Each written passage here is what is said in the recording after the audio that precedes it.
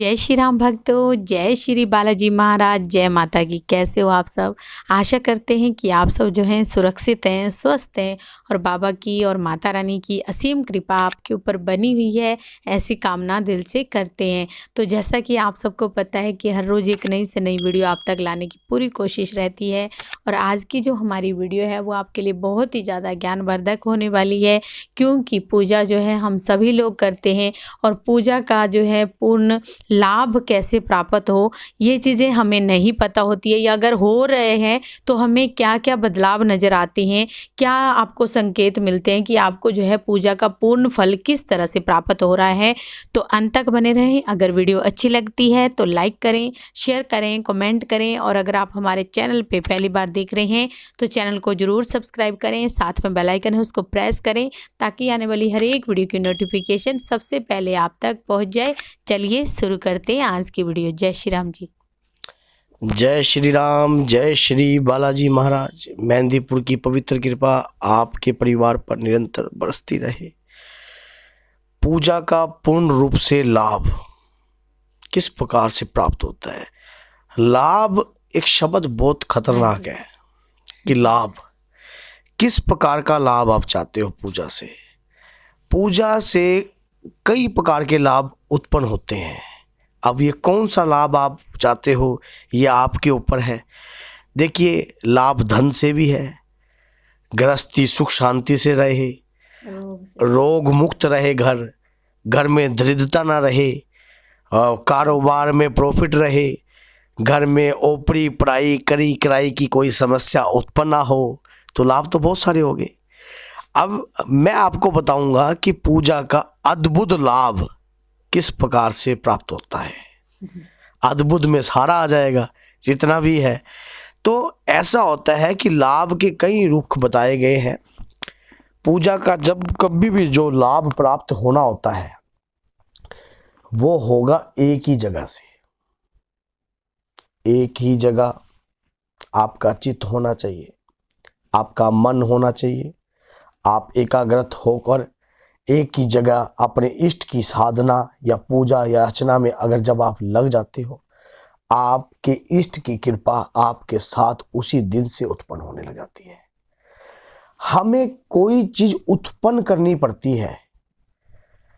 जैसे हम कोई भी कार्य है, जैसे कि हमने एक बीज डाला धरती में, हल चलाया, 6 महीने इंतजार किया, जब कनक आई मंडी में बिकी, हमारे घर तक आई, हमारे पास आई, उसको पीसकर आटे के रूप में हमने अन्न खाया। वो लाभ, उसी लाभ की तो बात कर रहे हो ना आप। जो हम बो रहे हैं, जो पूजा के रूप में बो रहे हैं, कंटिन्यू याचना कर रहे हैं प्रभु की, कंटिन्यू हम पूजा याचना से हमारे शरीर में वो लाभ उत्पन्न हो रहा है या नहीं हो रहा, वो दिख तो कहीं नहीं रहा, क्योंकि वो तो अद्भुत है, क्योंकि वो तो अदृश्य है।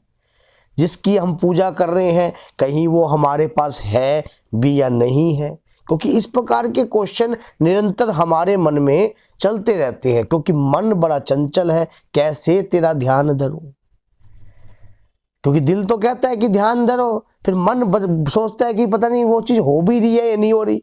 हम कोई भी शक्ति को प्राप्त करना चाहते हैं या कोई सिद्धि करते हैं, तब भी मन को एकाग्रत होकर, जब मन एक जगह जुड़ जाता है, जब मन एक जगह टिक जाता है, तब भी कोई चीज उत्पन्न होती है। जब तक वो एक जगह नहीं उत्पन्न टिकेगा तब तक वो विचलित रहेगा। उस मन रूपी इंद्री को समझाकर अपने इष्ट के प्रति तन मन धन से निछावर करना पड़ता है अपने आप को। वो पूजा का जो लाभ है वो हमें किस रूप में चाहिए ये हमारा मन जानता है, आपका भी जानता है। इस वक्त ज़्यादातर इस रूप में भी चाहिए होता है। मेरा मानना तो ये है कि इस रूप को छोड़कर आप पूजा का उस लाभ को उस रूप में प्राप्त करो जो इस रूप की जरूरत ना पड़े। वो रूप कैसा है? जैसे कि घर के अंदर कोई दुख ना रहे, दरिद्र ना रहे, घर के अंदर सुख शांति रहे। क्या? पहला सुख निरोगी काया। पहला सुख निरोगी काया, दूसरा सुख पासो माया, तीसरा सुख कुलवंती नारी, तो बच्चे, चौथा सुख आज्ञाकारी। ये सुख ही तो है, ये लाभ ही तो है। ये प्रभु की भक्ति करने से निरंतर उत्पन्न होते हैं। थोड़ा थोड़ा करके हमारा कमीशन जो बढ़ रहा है वो प्रभु हमें अनगिनत रूपों में इस रूप में देते हैं। जैसा कि पहला लाभ, हमें कोई व्यक्ति दुकान कर रहा है तो हमें उस गाहक का नाम नहीं पता, वो किस रूप में मेरे पास आ रहा है, भेज कौन रहा है, लाभ कहाँ से आ रहा है, तो वो पूजा के रूप में ही तो कहीं ना कहीं घूम के आ रहा है। फिर तीसरा क्या है, दूसरा लाभ कहाँ से आ रहा है, हमारे बच्चे स्कूल जा रहे हैं, मोटरसाइकिल बाइकों पे जा रहे हैं, कंटिन्यू रफ्तार चला के जा रहे हैं और अचानक एक ट्रक सामने से आ जाता है और हमारा बच्चा तुरंत ब्रेक मारता है, ओहो कोई लिया दिया आगे आ गया, बोलते हैं ना, कोई लिया दिया आगे आ गया। वो भी तो लाभ है। वो कहाँ से आया, घूम के वहीं से आया। प्रभु की अद्भुत जो हम पूजा याचना प्रभु के प्रति कर रहे हैं वो कहीं ना कहीं से उत्पन्न हो जाती है, अपने आप ही अवतरित हो जाती है, अपने आप ही आपके घर के अंदर गुणगान करने लग जाती है किसी न किसी के रूप में आकर। जब हम निरंतर भक्ति करते हैं, निरंतर जाप करते हैं, तब हम उस लाभ को देख नहीं सकते। वो अनगिनत रूपों में हमारे पास ही रहता है। हमारे घर में जब शरीर के अंदर कोई दुख ना हो, घर के अंदर ये सुख प्राप्त होने लग जाएं, पुत्र आज्ञाकारी होने लग जाएं, तो समझ लो पितरों की कृपा का लाभ भी आने लग गया। जहाँ बड़े छोटे की इज्जत चलने लग गई है, जिस घर के अंदर बड़े का सम्मान होता है, बुजुर्गों का इज्जत होती है, मान होता है, तो उस घर में भी लाभ उत्पन्न होने लग गया। जो पूजा पाठ का लाभ है उसके अनगिनत रूप हैं, उन रूपों को कभी गिना नहीं जा सकता। ये हमारी पूजा का फल ही है जो अन्न का निवाला हमारे अंदर धारण होता है, क्योंकि प्रभु की कृपा ही है। हम जो बो रहे हैं वही तो काट रहे हैं। हमने अगर अमरूद बोया तो सेब तो परमात्मा ही उगा सकता है, उगेगा तो अमरूद ही। तो उसी प्रकार से जब हम अपने प्रभु, अपने इष्ट के प्रति एक इष्ट, एक गुरु और एक आराध्य जिसका होगा, उसके घर में लाभ ही लाभ होगा, क्योंकि उसने कंटिन्यू अपने एक ही इष्ट का आह्वान किया है, अपने एक ही गुरु का आह्वान किया है, एक ही आराध्य का अपने आह्वान किया है, तो लाभ तो बनता है। सिर्फ उस लाभ को वो दिखा नहीं रहे।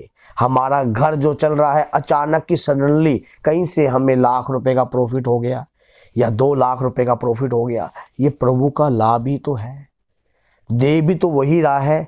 हमारी पूजा करने से जो हम प्रभु के प्रति जो पूजा याचना कंटिन्यू करते हैं, उस पूजा से हमें लाभ ही लाभ उत्पन्न होता है। ये नहीं कि उससे हमारा कोई नुकसान है। उस लाभ से हमारा घर चलता है, हमारे बच्चों की फीस जाती है, पढ़ाई होती है, हमारे पुत्र जो हैं वो जो वस्त्र पहनते हैं, ये प्रभु की ही देन है। लाभ किसी न किसी की तरफ लौट कर आएगा, किसी न किसी तरीके से आएगा। जो निरंतर जिसके घर के अंदर माता की, पिता की पूजा याचना होती है, हनुमान जी महाराज की पूजा होती है, उसके खुद के माता पिता के जो आज्ञाकारी पुत्र होते हैं, उनके घर में लाभ कोई नहीं रोक सकता आने से। उस लाभ को कोई नहीं रोक सकता।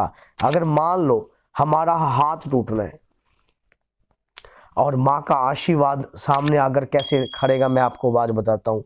हमने जाते वक्त अपनी माँ के चरण छू लिए और माँ ने आशीर्वाद दे दिया, जाओ जीता रहो बेटा, क्योंकि स्वयं यमराज भी नहीं डाल पाए माँ की, तो जब जीता रहो बेटा, तो रास्ते में हमारे साथ होना था हाथ टूटना था, हाथ टूट गई उंगली। हम किसी भी प्रकार से भगवान की शक्तियों को एकदम नेगेटिव नहीं सोच सकते। वो उनकी अगर हम पूजा कर रहे हैं, अगर हम निरंतर जाप कर रहे हैं, तो ये भी एक लाभ है, क्योंकि हम ऐसा पूजा करने के लायक होए, ये भी तो एक अद्भुत लाभ है। कहीं ना कहीं अगर हम भगवान के समीप बैठे हैं या भगवान हमें ऐसी बुराइयों से बचा रहे हैं और हम ऐसी बुराइयों के नज़दीक नहीं है। मान लो अगर आपके पास पूर्ण अंग है और किसी के पास टांगे नहीं है, किसी के पास हाथ नहीं है, तो ये भी तो प्रभु की कृपा के पात्र हैं हम, कि भगवान हमने अपने कर्मों को अच्छे तरीके से किया है तभी ये अंग पाए हैं।